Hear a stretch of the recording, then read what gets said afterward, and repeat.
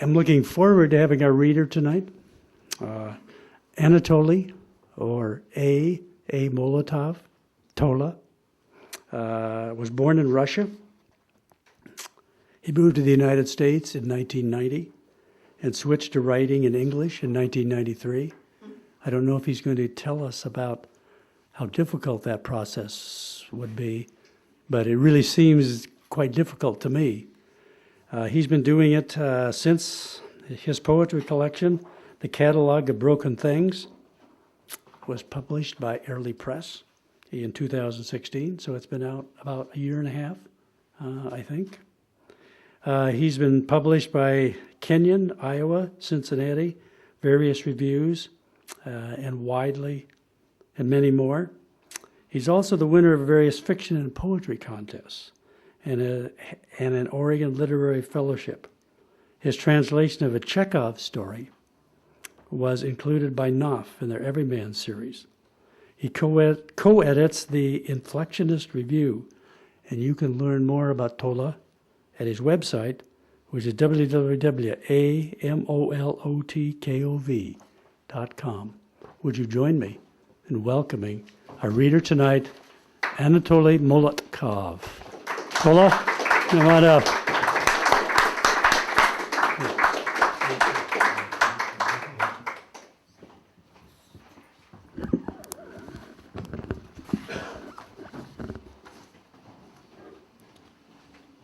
I've tried all sorts of silences to say something small, smaller than one can hear.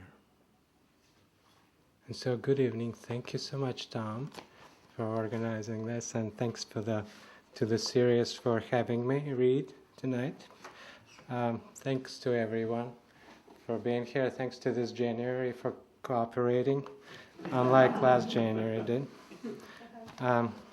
So here's what we're going to do. We have a lot of time, so I decided to split it up in two sections. First section will be different poetry from different years, and the second section will present my book, The Catalog of Broken Things. So we'll take a tiny break in the middle in case you want to throw some rotten tomatoes. They have to be organic, and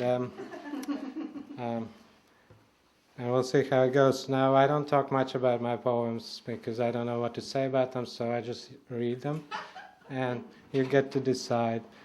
They're open to interpretation, so don't worry about getting them the right way. There isn't a right way. I think that's all I can say. And again, thank you for being here, folks. I'm going to start with this poem called Obituary. I take no issue with glass. It loves, well, it opens veins, views, is cut with a diamond. I'm sorry, but I like its reflective nature, its depth, its transparency. I love its crunch on my teeth. I value how it pushes against the wind. It doesn't mean to be in the bird's path. What goes through the bird's mind? Mine dissects the bird, finds its lost symmetry, forgives its broken wings. I'm sorry, but this is the only life I have. I think of all the water I can pour into it. I take no issue with blood, salty like the sea, and dreams, bridges into truth. I'm sorry, but I failed to love the way love should be done. And I'll fail again. When stillness takes hold, you will remain. I'll hide among reflections glass remembers. I take no issue with missing things. And by the way, thank you so much to two members of my poetry group, Fran and Pauline Peterson, for helping me with many of these poems. Could you tell us the name of that one again? This one is called Obituary, although I have several poems with that title. I'll read another. Obviously, I'm trying to cheer you up tonight. In the dark and the rain. Thanks. Right. Pre-song. Music says, give me my stars, my sky, a planet to wrap in it. Each note claims, I'm yours if you play by the rules we share. The singer asks the air, give me my song wrapped in bright light. Vocal cords locked in anguish. Air begs the lungs, release me.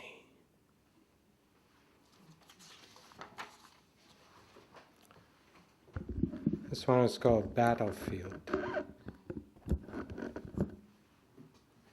The skeleton by the burning cannon.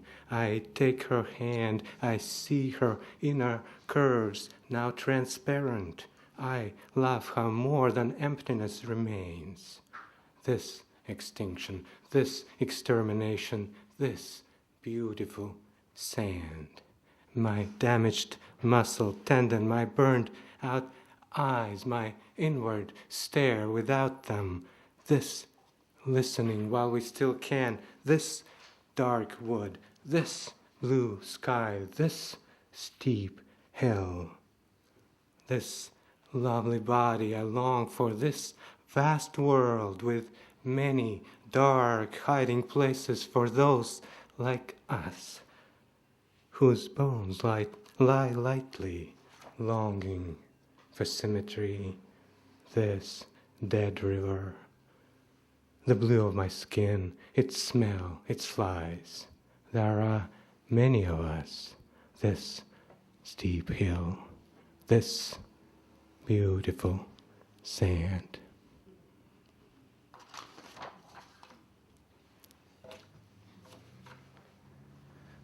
Debate on fire and love and killing and other items.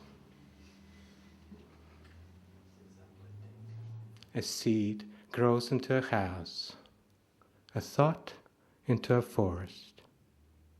Some of us carry centuries on our backs, some branches of fruit, some carry nothing. In the corner, a key is hidden in a child's heart, and the cipher is lost. The way by the river is also the way by your cemetery. Silence burns at both ends. The house grows into memory. The child grows into an apple tree. I'm beginning to taste its thoughts.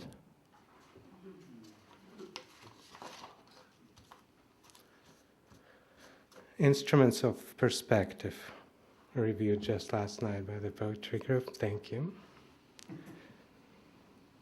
I hide inside those I love without letting them know. Why pressure them? They weave the long paths of their lives amidst minefields. Why should I add to their troubles? And to those who visit, if you bring the right key, you may open me. Inside a new set of sheets, a towel, an hourglass, a compass, a tuning fork. On the third shelf, a mirror tuned to your own face. Its beauty you question, but I so easily see.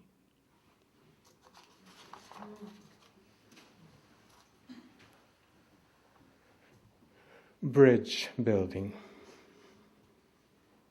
We are here to scare and be scared. We trust in skin and what's on either side, the unseen and the aging. Skin holds me in, a shape and a prisoner. Skin's eyes are also mine, this scar on my wrist, an unfinished exit. I don't believe in survival, and the blade sings, reflects light, commands meaning. I'm not complaining. My blood inside me, skin, stands a tower with small windows, a method of being inside and out at the same time. I live between skin and the tighter skin I remember. Shall I rethink this life, fading into a deepest tattoo? We need a sharper cut, a taller tower. We need the scar to survive the scar. A narrow bridge gleams over each cut. Turn me inside out to start.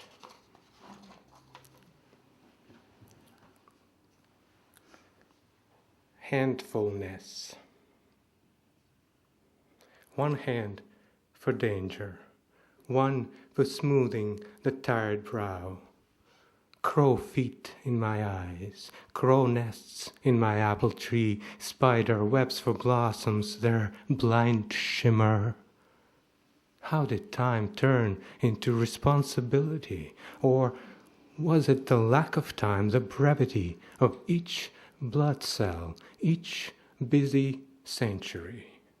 My blood is too old to sing, it can only whisper. In each crow nest, a stolen nightingale ache, the cracked hymn of dying. I still hold a piece of bread in one hand.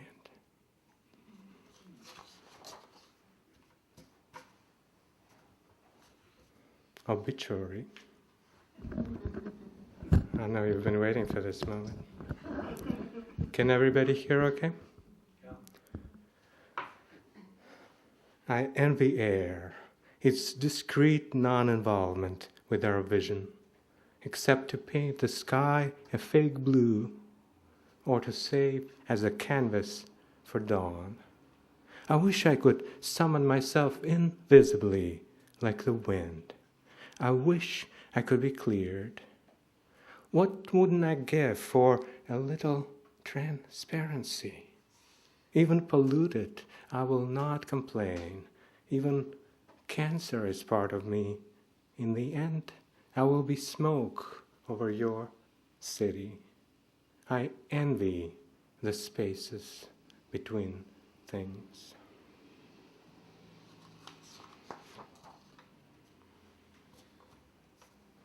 Unpunctuation.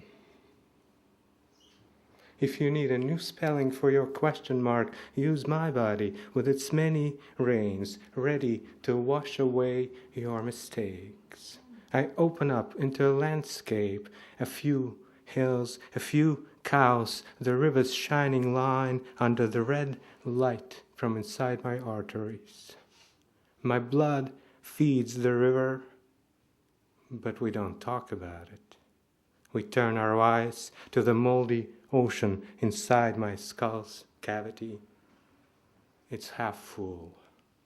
It has many islands. Love, darkness, mystery.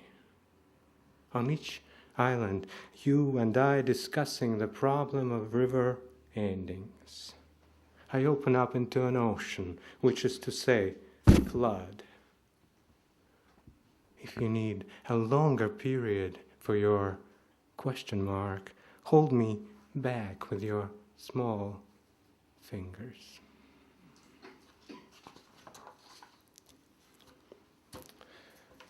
So this summer I wrote this project called 100, and it contains 10 poems.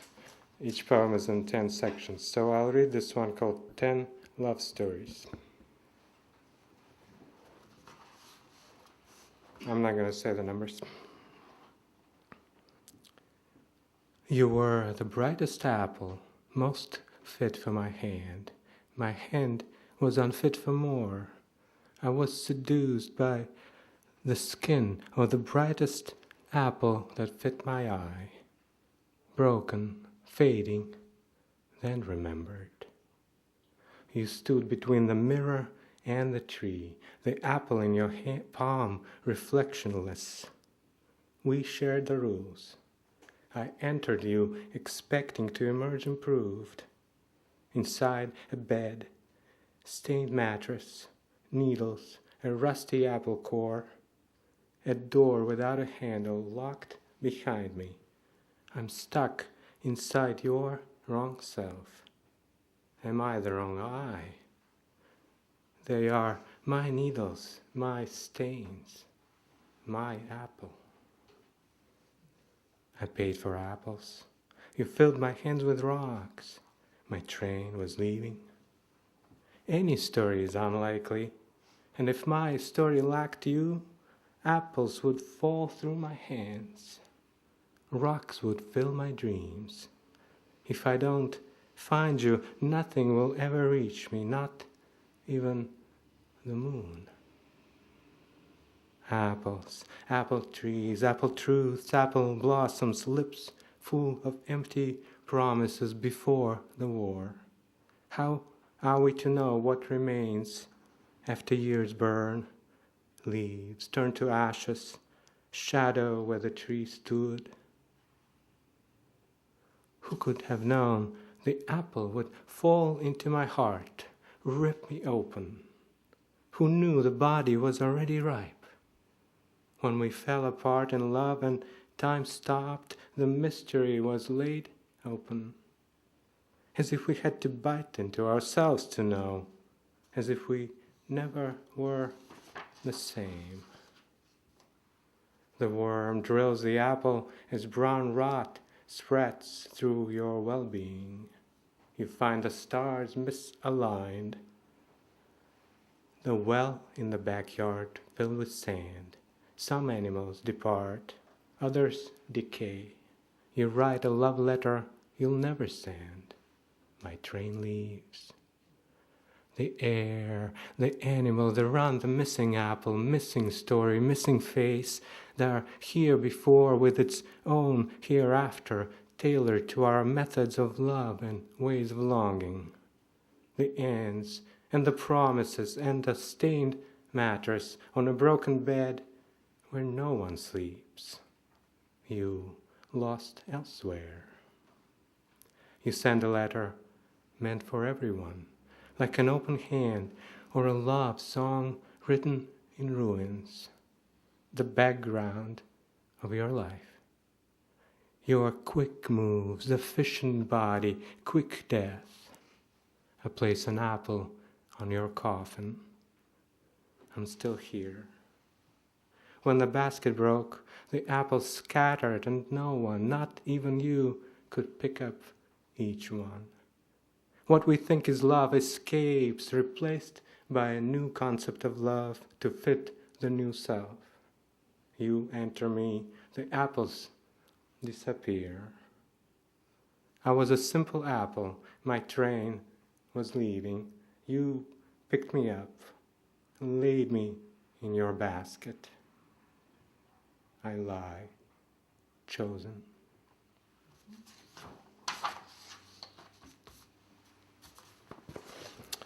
And this one is called Stilled Life.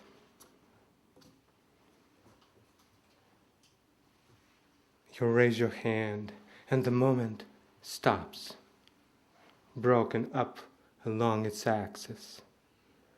Calm where fear used to be and a new electricity coursing through veins. You are a drowned star with a rock in each pocket. Between us, everything weighed in time, blood and breath. You stop the car in the middle of silence, and time burns. This is all we have to offer. Thoughts in the wind and a flame that ends us.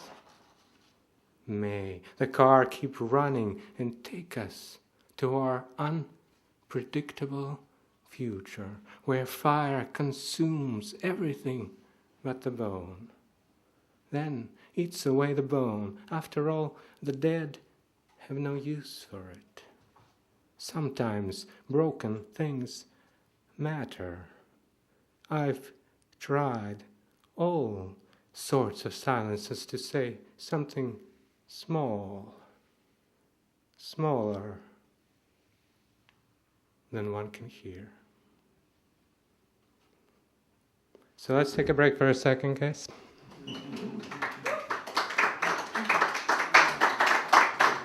Thank you. How's everybody doing?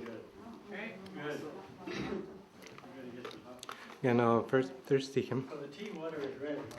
Tea water's hot. Hi, David. Nice to see you.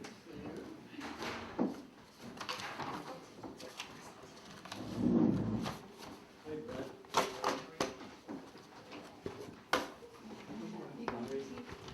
Yeah, we brought. I found 2 bags of my favorite. Sweet, spicy. Really good. I didn't think I had any. Then I discovered some of it behind in the cupboard. Nice to see you.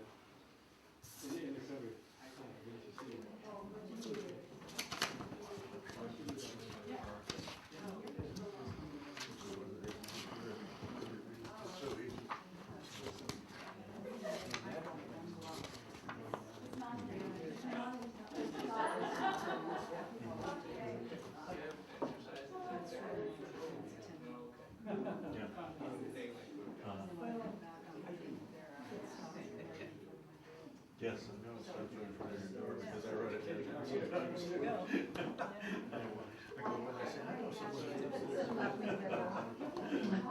So I like this. So. Yeah, I do. One person and. Yeah. Yeah, I like that. I've heard you read here. It used to be much more frequent. A single reader and 50 minutes. Yes. Much less readers. Yeah. Yeah. Yeah. Keep it relaxing. I remember a couple of years ago. Which was my first introduction to your work. You were so prepared. Yeah. It was very sweet. So you should do. Don't you think? I see the trailer there. I can't see you was writing it. And then they wasn't paying attention to the trees. Right. That's true. That's true.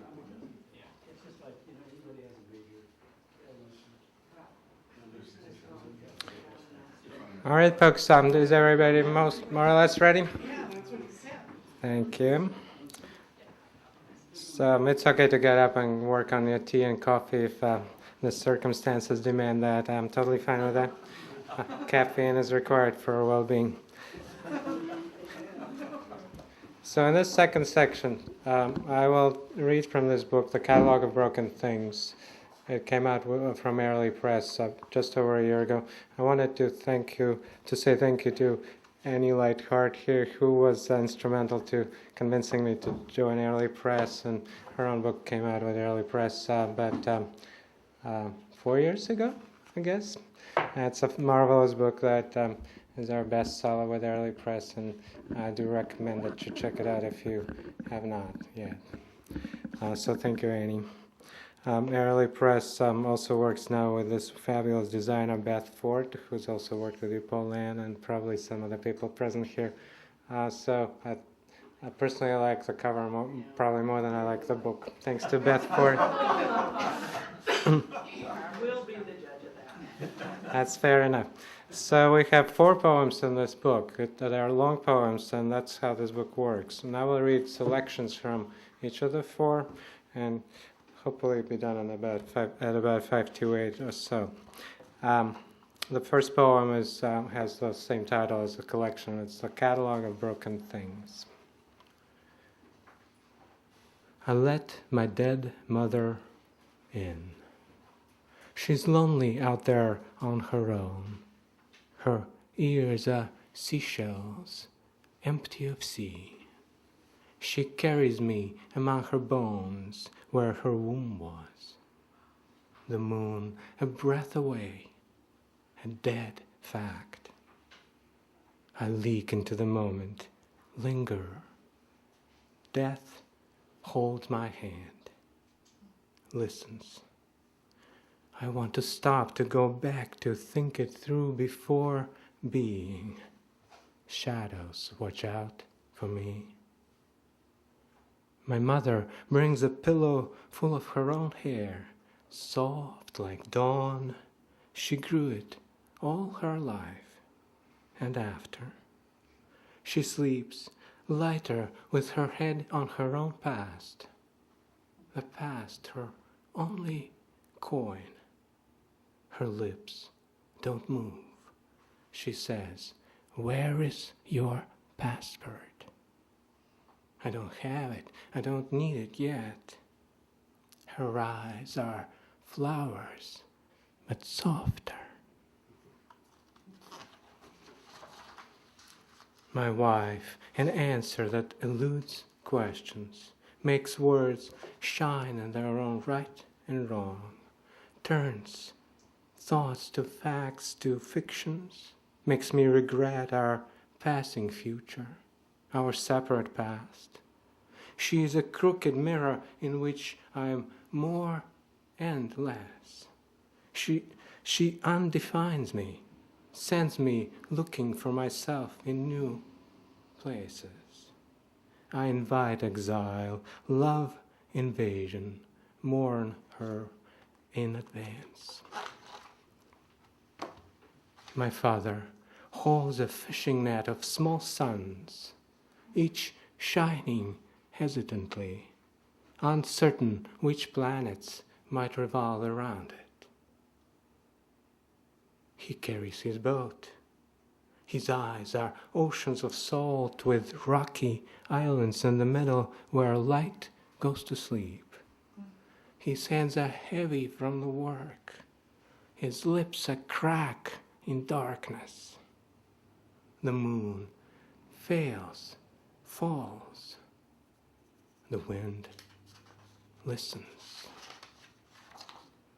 My uncle's face is askew. He hasn't been born yet. His feet are embedded in beautiful marble blocks. He's ready to tell me things about my parents I'd rather never know.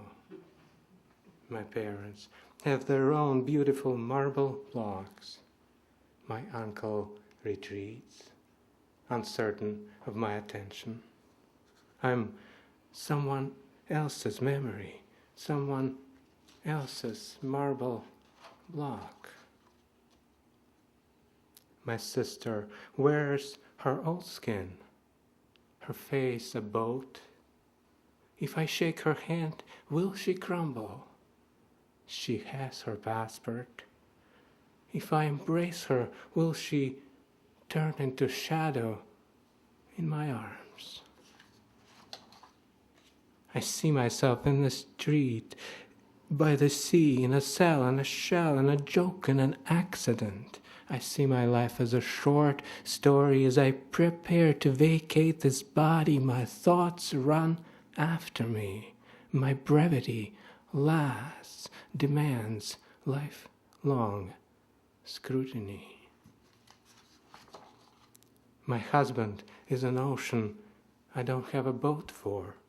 His thoughts come long distances to reach me. He looms in the doorframe with his gender and his sex and his confidence. I could be swept away by his single move. Yet he moves me. He hurts me without knowing. He learns me touch by touch as I learn him, mourn him in advance. My son gives away heaps of roses on a dusty street corner. His hands bleed from the thorns, but he smiles, ruffles his hair, a garden in his head. I don't know how it ends. And you guys can find out if you consider reading the book. There are several more family members who appear in a ghostly manner. The second poem is called The Protagonist's True Story. I also write fiction, so I often think about things like that. What is the story? Who's the protagonist? And so this is playing with those ideas, or those notions, I should say. The Protagonist's True Story. And these are also selections from the poem. In the final experiment, I am the hope, and you the hoped for. The setting changes according to season and century. The raindrops are optional. The protagonist unlocks the door. The house is the same as years ago. Does our story start at birth or maturity?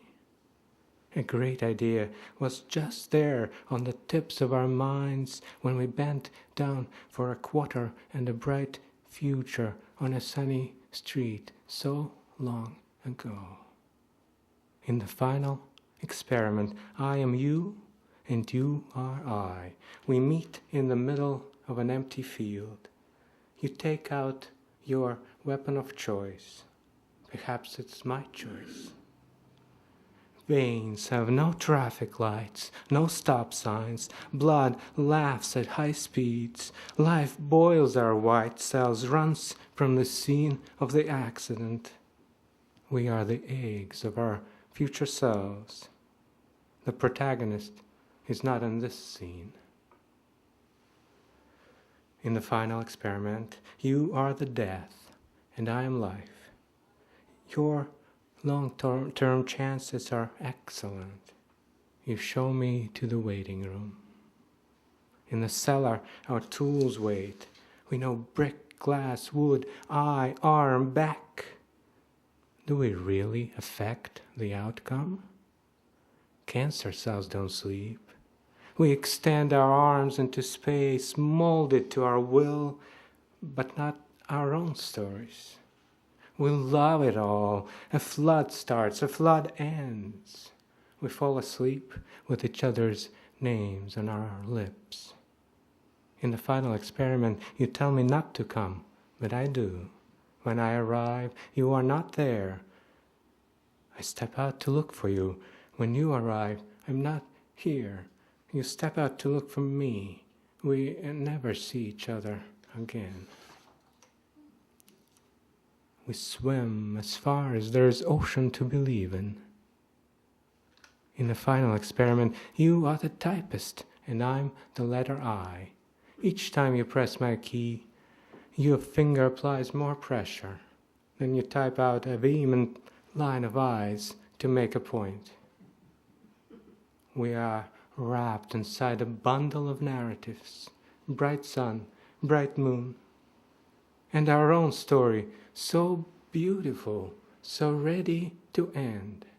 Veins of no traffic lights, no rest stops. Outside the frame, the protagonist sighs with relief. We try to stay asleep, but at dawn we wake to see the sun, real or fake. We dive into day with each other's faces in mind. So the third poem is called The Melting Hourglass. It uses several characters. Two of them are called Gumbelt and Zungvilder. These two appear in some of my other work, fiction and poetry. And they're sort of generic placeholders for characters that aren't supposed to be continuous. Someone else might work out how that works. But there's also an I and a U here. And there are several selections from The Melting Hourglass. I am an hourglass, most of me before, some after, almost none in the narrow now. Gumbel walks in, folding his umbrella. Why is he carrying an umbrella? It's not raining. Zungvilda isn't home yet. Glaciers melt in trickles and flood the earth. Can the umbrella protect from the flood? Zungvilda might be in orbit, perpetually spinning the earth like the moon's beautiful competitor. Or she might be riding an imaginary bike, following imaginary rules along a river not yet imagined. Gumbelt sits by the window, counting the raindrops in his memory, raindrops that hit the ground in rains long past. I am here too, but I remain unnoticed. Invisibility suits me, since I gained all this weight, the weight of centuries stretched ahead so crudely, devoid of me. Each new memory brings new forgetting. Futures unravel at the speed of choice. You are nearby, like you always are. We share our distance. I cannot see you. I cannot hear you. I never will. Zunwilde shares her thoughts. I have no choice but to listen. After all, she lives inside my head. She asks why men are so difficult. Don't generalize, I say. But she can't hear me in there. I'm afraid it's a monologue. I'm afraid it always is. She wonders why every day seems to start with wild yanking and smoke like an old lawnmower. She muses about the interchangeable questions and answers. She suspects that the new crater that just formed on the moon might be her early grave. She remembers the time when she was a girl lost in a forest. I remember it too, even though I was too young to remember. Dear listener, I remember the shore, the palms, the waves, the smell, the smile, the grimace, the dead man's face. And now you remember it too. Dear listener, you remember the ice, the moon, the shovel, the frozen bodies. And now I've been there. I asked Gumbelt and Zunwilde if they were the same person. They just smiled in response. What about you? Are you the same person? If I'm the negative, then who's the image? You said something distant, something I missed. As usual, from my perspective, you are far ahead of me. Dear listener, mysteries occur before we notice, and futures unravel at the speed of chance. Each move unfolds centuries. With each step, the sea of forgetting follows. Dear listener, outside on the platform, you said something meaningful, something I missed. When I saw you last, you were so small, like a raindrop with an IV. Yet, over the years, you have grown in my memory. When it's my turn to be a raindrop, will you welcome me into your ocean?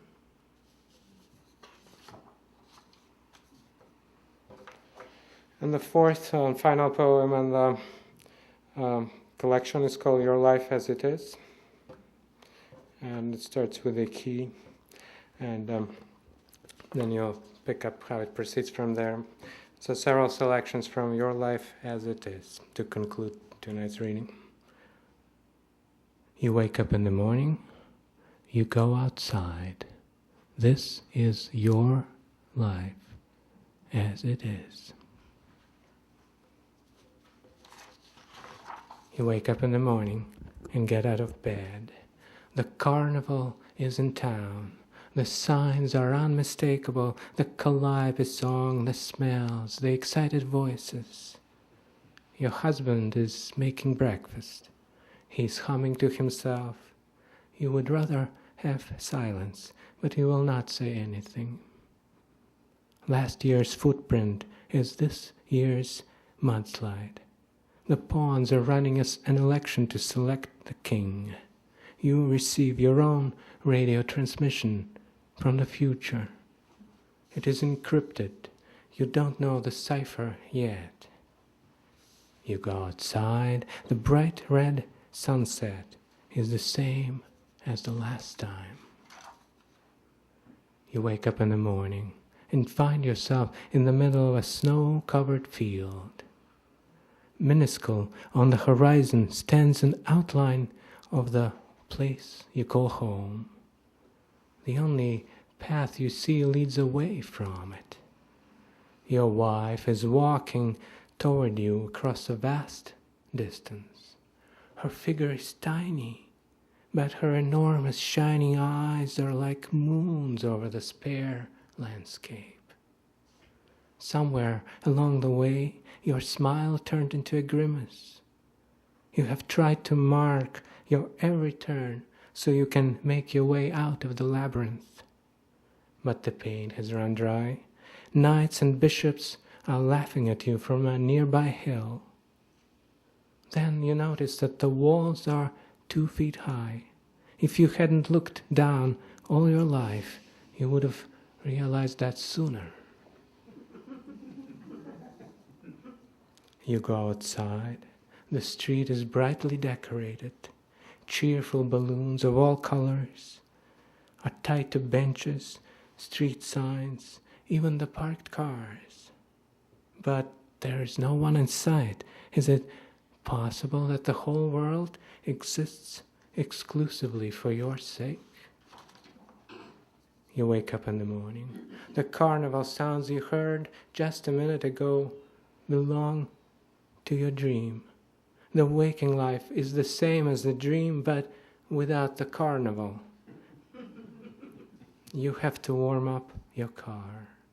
Your wife was supposed to make the tea, but the thermos is empty. You get upset, but when you check on her body is rounded onto itself. You touch her forehead.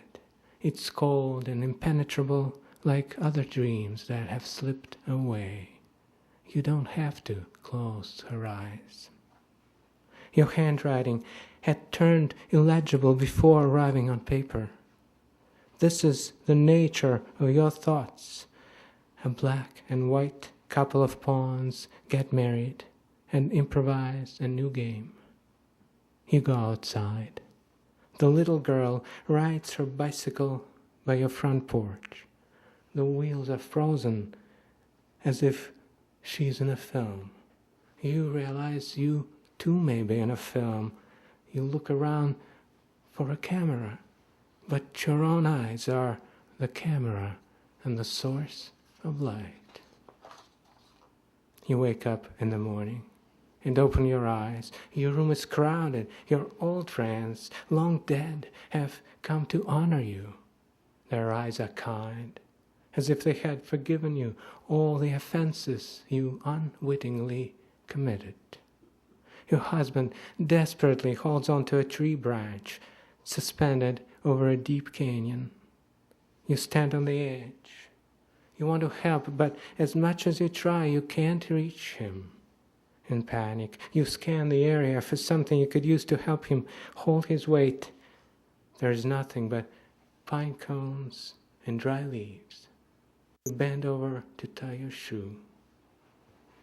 The king and the queen have retired. They took up residence off the board. You can see their house from your front porch. The smoke from their barbecue causes you to tear up in fake grief. You go outside. The heavy orange sky is oppressive, like a dying love affair. The day must be ending. You missed its beginning. You missed many things you would have loved. You wake up in the morning. You are in the middle of a vast, empty square, sharp nails of skyscrapers piercing the clouds. You must be here for a meeting, but you can't remember with whom. The buildings are identical.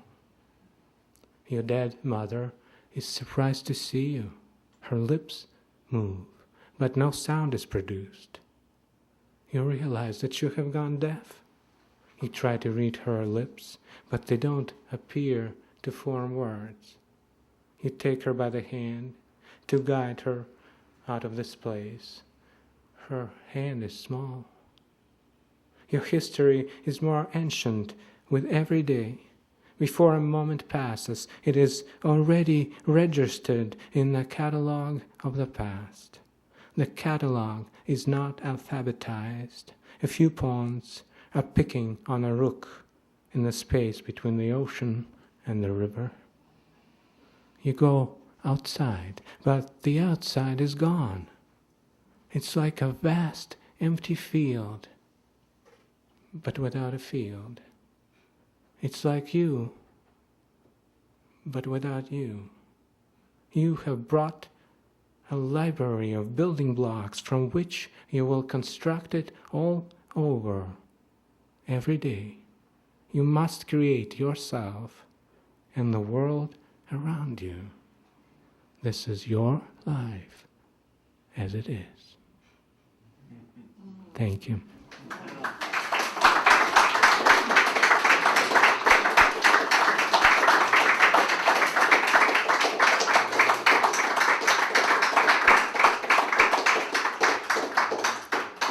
Thank you so much. Thank you again, Tom. So, could you talk about when you write and your writing practice, and in particular, do you write in English and Russian both? No, I don't write in Russian anymore. I haven't done that in many years. I just write in English. I like English a lot more than Russian as well, because it has about maybe twice as many words as Russian, maybe 3 times. It's the richest language in the world. It's the best for writers when I use it. So we have, by some counts, about 750,000 words in this language, which is very handy when you're trying to find a synonym, for example, and you have 7 to select from instead of 2. So when do you write? And what's your practice? So I tend to get everything else done and write at the end of the night, which is about midnight till 3 or so, 4. That's my art time. It's a quiet time I love. Tola, the difference in the size of the Russian vocabulary and English vocabulary, is that because English has borrowed so many words, taken, swiped, Right. so many words from other languages, and it have the Russians worked to keep their language pure and, purely Russian? It's a little bit of both. The English language, you're correct about it. It keeps borrowing words from everywhere. Of course, we have two parts of the history of the English language probably already combining to have a lot of words, many roots. Russian is, to some degree, similar. It's not very rejective of new words, but it's just not as exposed to other cultures. So I feel that it has some tendencies. Russian, I think, is the third. So we have English, German, and Russian is how it goes by word count. So it has some of the similar tendencies, but it's a younger language as well, so rougher in some ways. It also has a lot of rules that are very hard, make it very hard to learn for a foreigner. Are there some ideas that could be more easily expressed in one language or the other? Do you find any limitations having gone over to English, for example? No, it's sometimes it's the other way around. I feel that it goes a little bit with where I come from, which is also a political place, which is also a dark political place. So for me, maybe part of this is that Russian is a little bit damaged for me by this experience. So if anything, I'm more comfortable discussing things in English than I am in Russian. Plus, you have, as we discussed, more flexibility in the language, especially as the new words are concerned. So in Russian, sometimes I don't know how to say certain things because these words have not settled yet. So I really think I like working in English. It's a lot of fun, and I don't miss. When you were translating the Chekhov story, which is fairly recently, right? A couple of years ago, A right? couple of years ago, was that painful? Was it uncomfortable to enter Russian again? So you must have had to really dive back into that language to... Translation is an interesting challenge, as some of us probably know here. It's sometimes harder to translate a poem because you're not only trying to produce something you like, but also something that's faithful to the original. So in that case, it was an interesting challenge because Chekhov's prose feels slightly dated in Russian, but not much, whereas his translations that existed of that particular story all felt very dated in this very, very old British English that just, you didn't want to read that. So that was what I would... Wouldn't even want to bother with it. Right. And Henry Hughes, whom many of you know, was the editor on that compilation, and he chose and suggested to go with a modern English translation that sounds just like current language we speak, and that was very a welcome choice to me because I like modernity. I'm not into trying to make things sound like something old. So that was a fun decision that Henry made that enabled me to just think of it as any text. And then, of course, you still have details of how do you convey a particular aspect of the Russian life of the 19th century without over-explaining that. So that's always an interesting challenge. I'm wondering about sound, and if you're aware of ways that maybe the rhythm or cadence of Russian as a language has influenced words or phrases or rhythms that you are drawn to when you're writing in English? I think more so I'm influenced by the openness to some theatricality in the Russian poetry tradition, where the poet would often present their work with some passion rather than just some, just sitting here. So that may be part of that. People are very animated when they read poetry, and it's extremely popular in Russia. Millions of people read it, unlike here, which continues to puzzle me. We can all work on. Hopefully, we can all work on breaking that tradition. But as far as the sound of languages, I'm not sure. There's something to my mind that is the same to all languages. There is some essential rhythm, I guess, that it belongs in human speech and is maybe attributable to our, our body structure and our vocal cords. I'm not sure. Scientists, I'm sure, have more to say about that. But there is some kind of just like type of thing that works in all languages, satisfies you or not, as far as rhythm goes. That's Why right. do you think many more people read poetry in Russia than here? That's a good question. I'm not sure. I think in this book, I guess one of the reasons that have come up, as I discussed that with people, is education. Now, I didn't go to school here, but if I went to school here and had to read Shakespeare in the original, I wouldn't be interested in poetry either because it's terrible. It's, I think one, as a young person, has an easy entry into something that sounds normal, like normal speech. So poetry that sounds like normal speech is more likely to interest a young person. So that may be one of the reasons. I think the stuffy old poetry that people teach here in schools is just terrible, and I think nobody would want to read that kind of stuff. That's just my opinion, but I obviously like modern literature. So, is it true, does everyone in Russia love Pushkin? I mean, that's what we're told. I love this question. I'm beginning to work on a memoir about my years in Russia, and one of the chapters in it deals with a friend of mine who would not accept that I don't like Pushkin. He would say that I'm denying Pushkin only for effect, and it was a pose that every Russian must love Pushkin because Pushkin is just so great. How can you not love Pushkin? So people will fight, and we weren't speaking for months after that. People will fight over such things. A lot of Russians like Pushkin indeed, but I know a number of people who find him a little bit on the light side of the literature they prefer. So it's all a matter of taste.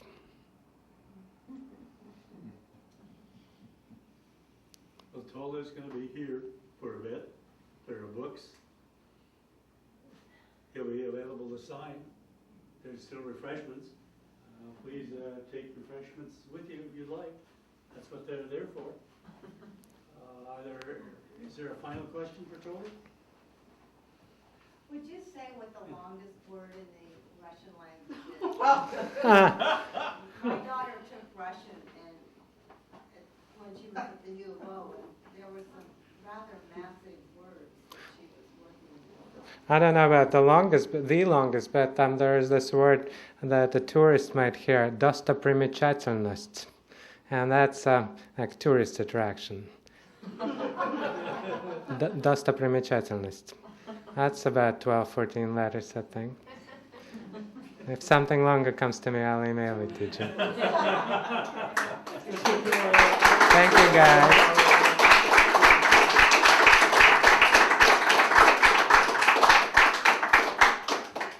Thank you so much. Thanks for being here, folks.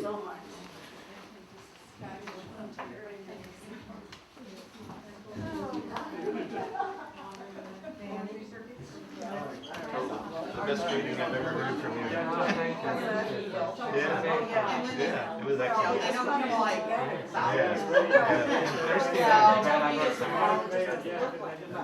And they have street signs that are like, There's that town that starts long fair, but if you go there around, it takes 3 lines, yeah, exactly. When we were there, they Langland, ladies of Langland,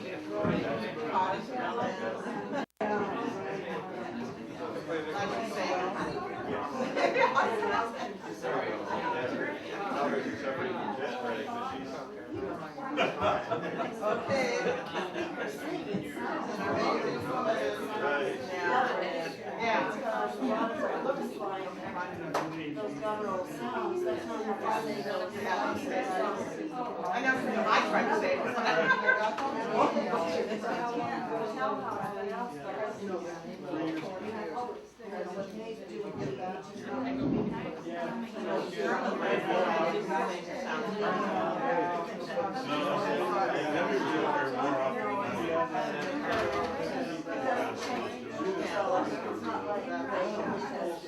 I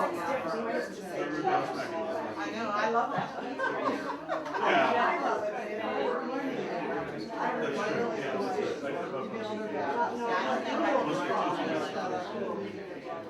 Whenever I was around my in-laws, they were all French. So, when they would always sound like something exciting is going on. What's wrong? What's wrong? Yeah, very. And they said, oh, nothing. Boy, I was like thinking, yeah, I know, and sometimes they sound so angry. Anyway, it's very as usual. I love going back and